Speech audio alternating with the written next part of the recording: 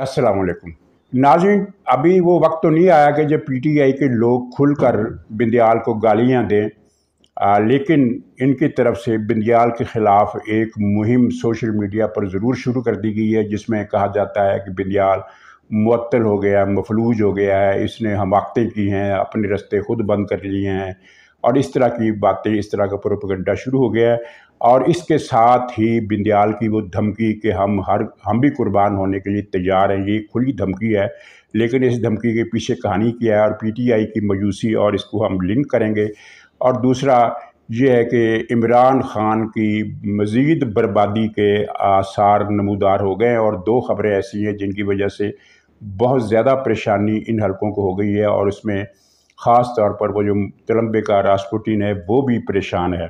और तीसरा बिलावल भुट्टो के दौरा भारत के हवाले से चंद एक फ़िक्रे, उसमें एक दो दिलचस्प बातें हैं। तो नाज़रीन, सारी फहरिस्त ये है कि पीटीआई को ख़ासी तवक्को थी कि सुप्रीम कोर्ट, यानी जिनको वो सुप्रीम कोर्ट कहते हैं, मेरे ख़्याल में तो वो इमरान खान का एक टाइगर फोर्स है, इमरान खान का एक विंग है जो इमरान खान के बचाव और तहफ़्फ़ुज़ और उसे बचाने और उसके मुखालफों को बर्बाद करने के लिए दिन रात वो लगा हुआ है। और उसकी अब देखिए उनकी हालत क्या हो गई है कि बिंदियाल ने कहा हमारी इस मुकदमे से जान छुड़ाएं तो हम कोई और मुकदमा सुने। कोई उनसे पूछता कि जनाब ये मुकदमा किसी ने दायर नहीं किया था, ये तो आपने एक बदमाश पुलिस अफसर को बहाल कराने के लिए जो केस था उसके अंदर आज खुद नोटिस आपने खुद ही लिया था, और फिर इसमें आप फंसते ही चले गए, धंसते ही चले गए और अपने साथ पीटीआई को भी ले डूबे। और फिर ये भी कहा कि हमने अब सुओ मोटो नोटिस लेना छोड़ दिए हैं। अगर छोड़ दिए हैं तो फिर वो पार्लियामेंट का जो बिल है उसको मुअत्तल करने की आपको क्या परेशानी थी, किसने कहा था कि उसको मुअत्तल करो? तो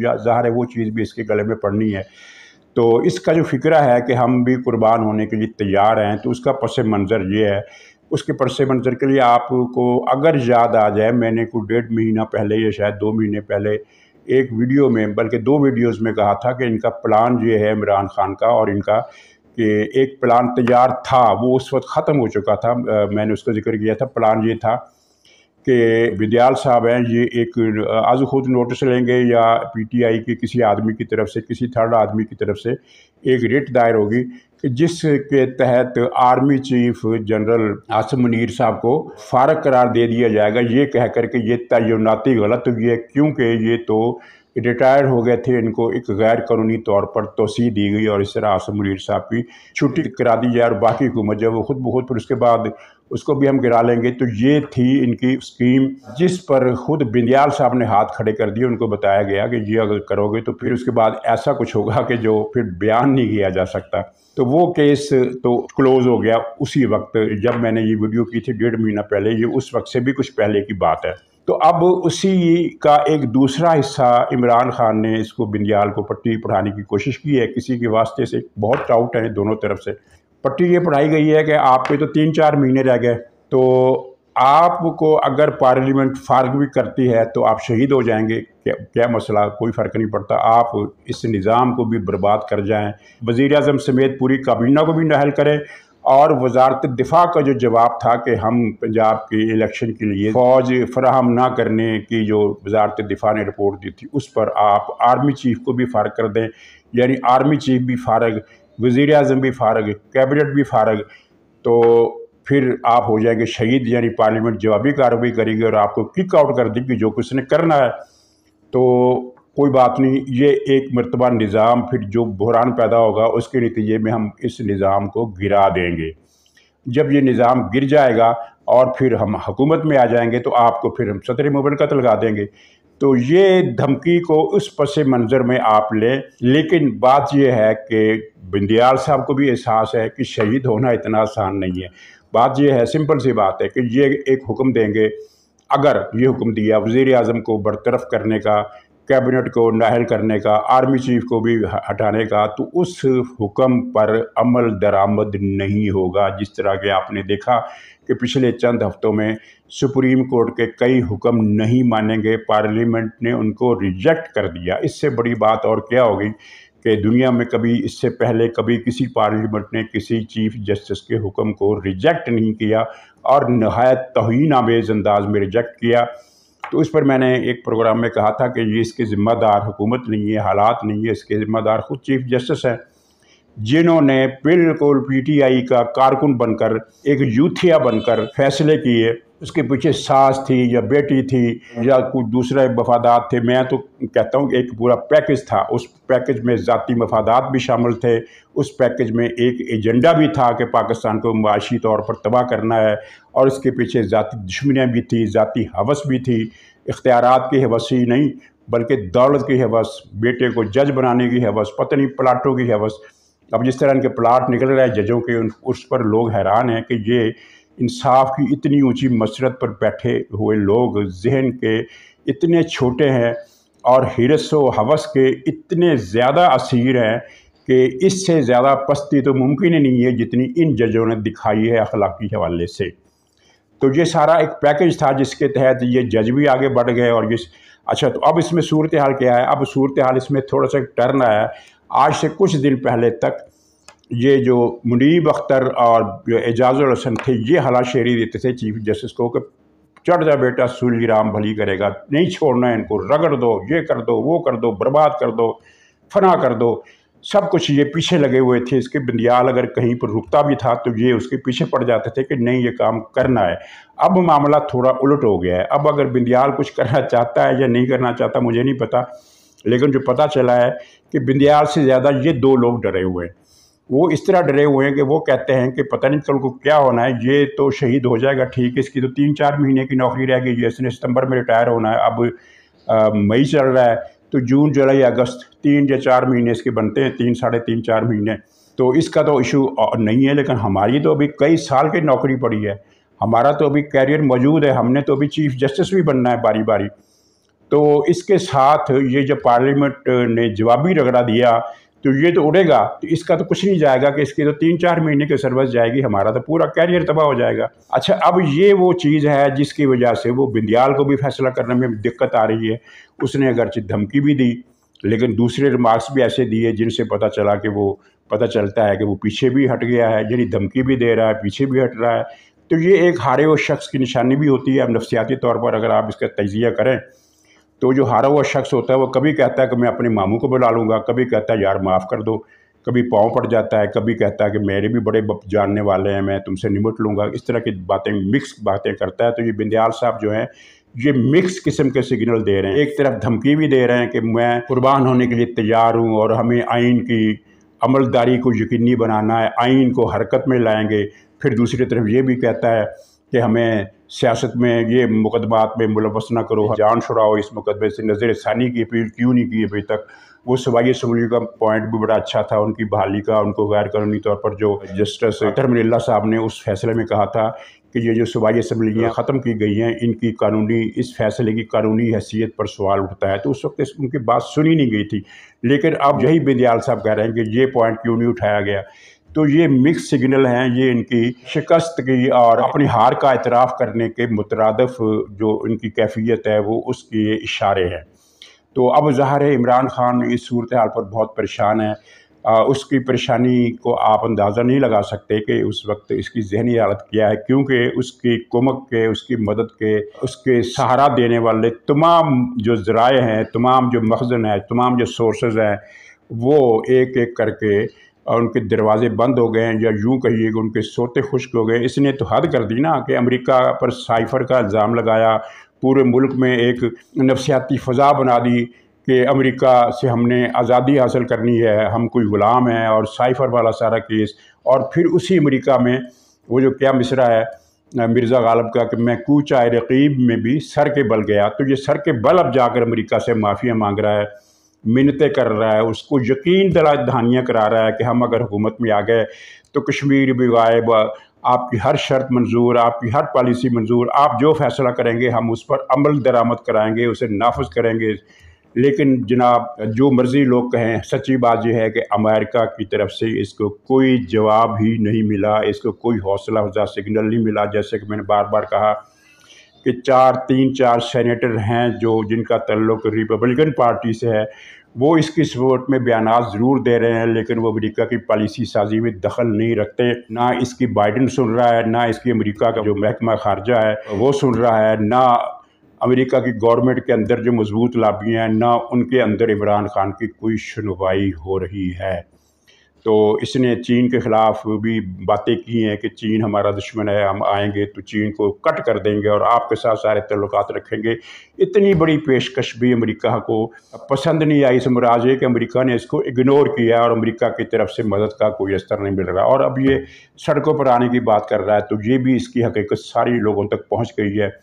मैं आपको ज़िम्मेदारी से बता रहा हूँ कि हुकूमत और तमाम इदारे और तमाम एजेंसियाँ सब की ये रिपोर्ट है कि इमरान खान के ख़िलाफ़ कोई भी इक़दाम हुआ तो लोग सड़कों पर नहीं आएंगे। और ये बात साबित हो गई एक साल में कि इमरान खान ने जितनी भी कालें दी सब नाकाम हो गई। फिर आज की काल का हश्र भी आप आज शाम देख लीजिएगा। तो अब इस वक्त मसला ये नहीं है कि अवामी रद्द अमल से डर कर इदारे इसके ख़िलाफ़ कुछ नहीं कर रहे, बल्कि वाहद रुकावट जो रह गई है वो ये है कि अदलिया जो इमरान खान के ख़िलाफ़ हर एक्शन को वीटो कर देती है और फ़ैसला सुना देती है कि इसके ख़िलाफ़ तो आपने तहक़ीक़ात भी नहीं करनी। तो लेकिन अब ये फ़ज़ा भी तब्दील होना शुरू हो जाएगी। तो इसमें मैं आपको ये बता दूँ, अच्छा पहले ये सोशल मीडिया का ज़िक्र मैं कर रहा हूँ कि PTI के सोशल मीडिया सेल जो हैं जितने भी, वो एक फ़ज़ा बनाने में तैयार हो गए हैं कि जो कुछ हुआ है इसका ज़िम्मेदार बिंदियाल है। ये PTI वाले कह रहे हैं कि जो कुछ हुआ है इसके ज़िम्मेदार बिंदियाल है। इसको चाहिए था कि 1 महीना पहले ही हुकूमत को तौहीन अदालत में नाअहल कर देता, और वो नाअहल करने का मौका निकाल गया। अब हुकूमत ने प्लान बना लिए हैं। अब हुकूमत के पास हुकूमत इन पर अटैक करने वाली है, हुकूमत इनका ऐसी की तैसी करने वाली है। गोया कि ये वो जो है ना कि हम तो डूबे हैं सनम, तुमको भी ले डूबेंगे, तो ये खुद तो डूब रहा है, हमें भी ले डूबा। इस तरह की बातें इन्होंने करना शुरू कर दी हैं। अभी गालियों का मरहला नहीं आया, लेकिन आप देखिएगा कि थोड़े दिनों तक गालियों का मरहला भी आने वाला है। बिक गया और ये है और वो पता नहीं इसने क्या सौदेबाजी कर ली या डर गया, या ये पैंतरा भी बदल सकते हैं कि हुकूमत के पास इसकी कुछ ऐसी वीडियोज़ आ गई थी जिसकी वजह से ये इनकी तरफ से प्रोपेगेंडा होगा। मुझे नहीं पता इसकी वीडियोज़ हैं या नहीं, लेकिन ऑडियोज़ का मुझे पता है कि इसकी ऐसी ऑडियोज़ मौजूद हैं बिंदियाल साहब की कि जो इसके लिए ख़तरनाक साबित हो सकती हैं। तो नाज़रीन, पहले छोटा सा जिक्र बिलावल भुट्टो वज़ीर ख़ारजा के दौरा भारत के हवाले से PTI ने बड़ा गुल मचाया, ख़ास तौर पर वो जो ठुकराएँ हैं ना ठाकरानी, जनूबी पंजाब की शीरी मज़ारी और 2-3 और इसी किस्म के सोच रखने वाले, वो कह रहे हैं कि ये भारत के साथ सौदेबाजी करने गया है। अच्छा, ये चूँकि इन्होंने झूठ बोलना होता है और ये ख्याल नहीं करना होता कि ये दुनिया के सामने असल सच भी मौजूद है।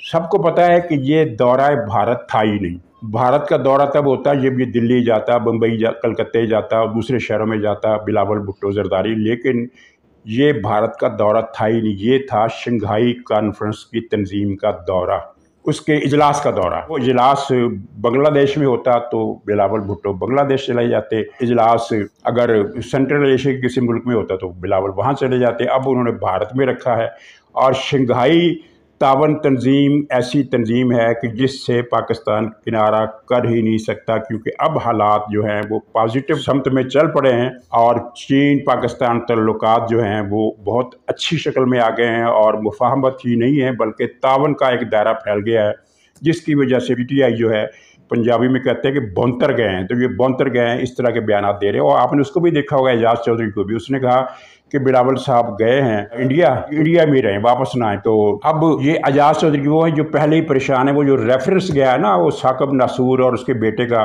वो टिकटों की ख़रीदारी में दल्लागिरी जो करते हुए पकड़े गए हैं, तो उस पर एक रेफरेंस दाखिल किया है हुकूमत ने इलेक्शन कमीशनर के पास। तो इलेक्शन कमीशन उसकी इंक्वायरी अब कराएगा। अब एजाज चौधरी को परेशानी है कि इमरान खान तो शायद बच जाए, बिंदियाल इसको बचा ले, लाहौर का भट्टी इसको बचा ले, लेकिन मुझे तो शायद ना बचाने आए, मैं तो किसी गिनती में नहीं हूँ। एजाज चौधरी वो है जो विचोले का किरदार अदा करता था MPA MNA को उम्मीदवार को इमरान खान से मिलाने के लिए, जहाँ इसने बताया था कि 1 करोड़ रुपये देना पड़ेगा एक मुलाकात का। तो 1 करोड़ रुपये देने वाला जो उम्मीदवार है, एजाज चौधरी उस उम्मीदवार से कितनी टिप वसूल करता होगा? ज़ाहिर है हज़ारों में तो वसूल नहीं करता होगा भी। जो ये आदमी 1 करोड़ रुपए खर्च कर सकता है इमरान खान से मुलाकात के लिए, वो 50,000 लाख रुपए इसको भी देगा। तो इसने जितने उम्मीदवारों से वो टिप ली है, नजराना लिया है, वो जो दलाल गिरी करने का जो एक हदिया होता है वो लिया है, तो उसका राज भी तो खुलेगा ना जब ये कमीशन में सारी कार्रवाई चलेगी। अच्छा, ये बिलावल भुट्टो ने वहाँ जाकर कहा क्या है, उनसे भारतीय दहशतगर्दी की मजम्मत की है اور بھارت نے جو پاکستان پر الزامات لگائے وہاں بیٹھ کر ٹھوس اور دو ٹوک الفاظ میں ان کو مسترد کیا ہے، جبکہ اس کے برعکس عمران خان وہ آدمی ہے جس نے وائٹ ہاؤس میں جا کر کشمیر کا سودا کیا تھا، جس کی ہر طرف سے تصدیق ہو گئی کہ ہاں سودا ہوا تھا، اور اس سودے میں بیجو باجوہ بھی شامل تھا، اور یہ دونوں مل کر انہوں نے کشمیر بیچا۔ تو یہ پی ٹی آئی کی جو پریشانی ہے اس کی منہ پر مار دینی چاہیے، بلکہ لوگوں نے مار دی ہے۔ اب سب کو پتہ ہے کہ وہ بلاول انڈیا نہیں گیا ہے، وہ انڈیا کی اس شہر میں گیا ہے جہاں شنگھائی کانفرنس تنظیم کا اجلاس ہو رہا ہے، جو پاکستان کے لیے بہت وائٹل تنظیم ہے۔ اچھا ناظرین، دو خبریں جن کی وجہ سے عمران خان کے ظاہر ایک پھر طوطے سے اڑ گئے ہیں، اس میں ایک ماجرا تو بڑا دلچسپ ہے۔ سیشن جج نے وہ جو توشہ خانہ کیس جس کی عدالت میں لگا ہوا ہے، اس نے عمران خان کی درخواستیں مسترد کر دی ہیں کہ یہ کیس قابل سماعت نہیں ہے، اور آگے بڑھ کر 10 مئی کو یعنی آج سے 4 دن بعد اس پر فرد جرم لگانے کا اعلان کر دیا، تاریخ دے دی ہے۔ اب اس میں معاملہ کیا ہوا؟ معاملہ یہ ہے کہ پہلے یہ جس جج کی عدالت میں یہ کیس تھا وہ بھی اس کیس میں سنجیدہ تھا۔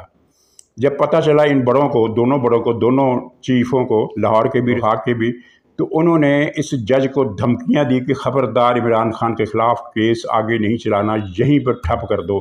اس جج نے ڈر کے کہا کہ اچھا بھئی تم میرا تبادلہ کر دو، کیونکہ یہ کیس اگر میرے پاس رہے گا تو میں تو چلاؤں گا۔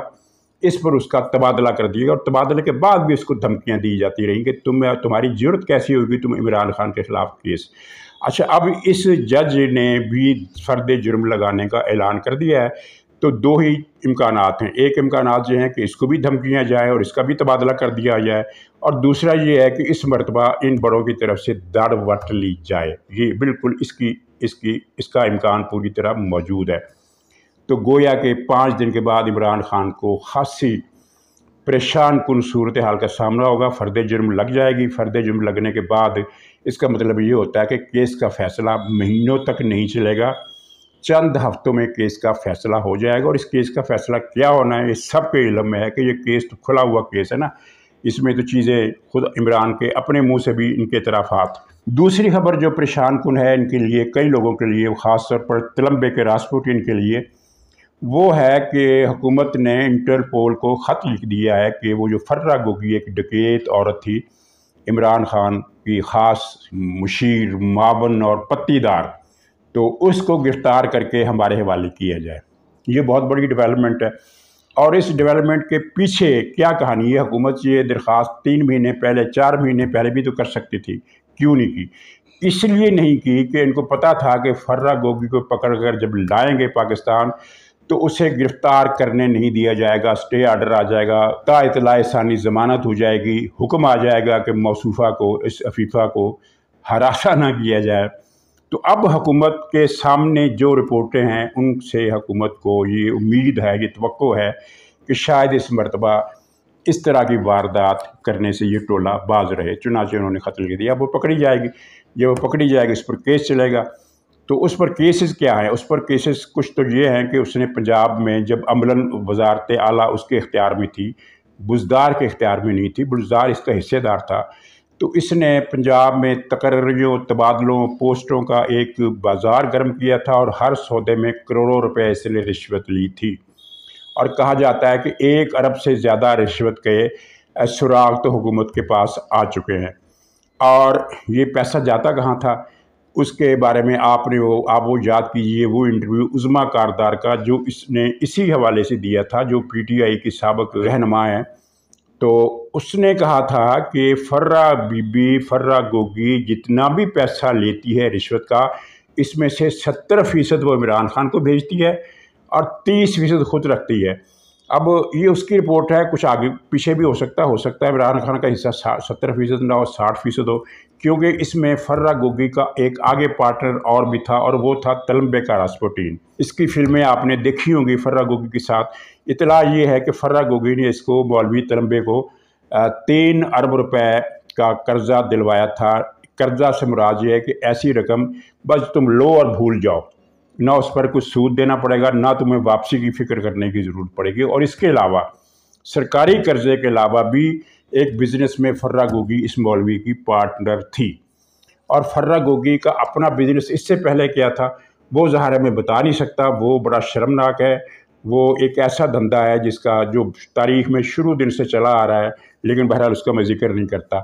تو یہ مولوی طارق جمیل بھی اس میں پھنسے گا، اس میں بزدار بھی پھنسے گا، اس میں آصف گجر بھی پھنسے گا، اس میں خاور منیکا جو پنکی جادوگرنی کا شوہر ہے، اب بھی شوہر ہے، کاغذات میں کوئی اس کا ثبوت نہیں ہے کسی کے پاس کہ اس نے طلاق دی تھی، کوئی طلاق نہیں ہوئی تھی، وہ اب بھی عمران خان کی بیوی بھی ہے اور خاور منیکا کی بیوی بھی ہے، اور اس کا پھر آپ نے ثبوت بھی دیکھا کہ یہ جہاں بھی باہر کے غیر ملکی دوروں میں جاتا تھا تو پنکی پیرنی اگر کے ساتھ ہوتی تھی تو ساتھ ہی خاور منیکا بھی ہوتا تھا، بیچ میں عمران خان، ایک طرف پنکی جادوگرنی، دوسری تیسری طرف اس کا شوہر خاور منیکا۔